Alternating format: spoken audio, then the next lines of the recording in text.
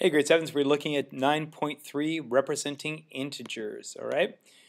Start off with just a convention here. Every single yellow square that you see is going to be representing +1, and every single red square is going to represent -1. The thing is, if you put a red square and a yellow square together, it's like +1 plus -1, you know that the product, the sum of that would be 0. So by putting one positive and one negative together, it's called a zero pair because they actually cancel each other out. And one of the conventions we're going to have in class is that you put one on top of the other and you circle it, meaning that this is actually equal to 0. That. So what I want you to do is I want you to try and represent the following four integers, -4, +2, +5, and -6, only using squares, little yellow squares. Remember, keeping in mind that a yellow is positive and red is a negative. So the first one, hopefully you've done the first one, is 4 negatives. That's what that actually means. It just means physically representing -4 with 4 negatives. Yellow, 2 positives. There we go. And if we're trying to represent +5, we're going to need 5 of these things. And you can probably figure out by the last one, -6, you need 6 red squares to represent 6 negatives. Just like that. You can also represent any integer, for example, +2, by using many different ways actually. The most obvious way to represent +2, just like imagine it was right here, there's +2 right there. 2 yellow positive integers. That's really simple. But there's more than one way to represent it. Take a look at this one for here, this one for example.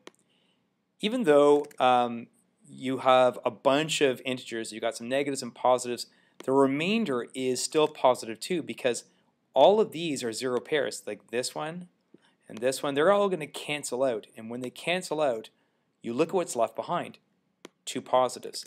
So even though these two, this one and this one, look very different, they are both +2 because they're the remainder. Same thing here.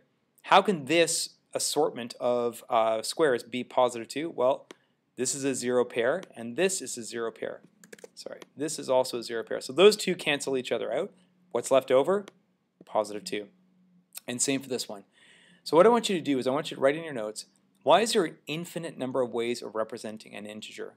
What that means is, if you look here, here's one way, here's 2 ways, here's 3 ways, here's 4 ways, but in fact there's an infinite number. It's unlimited.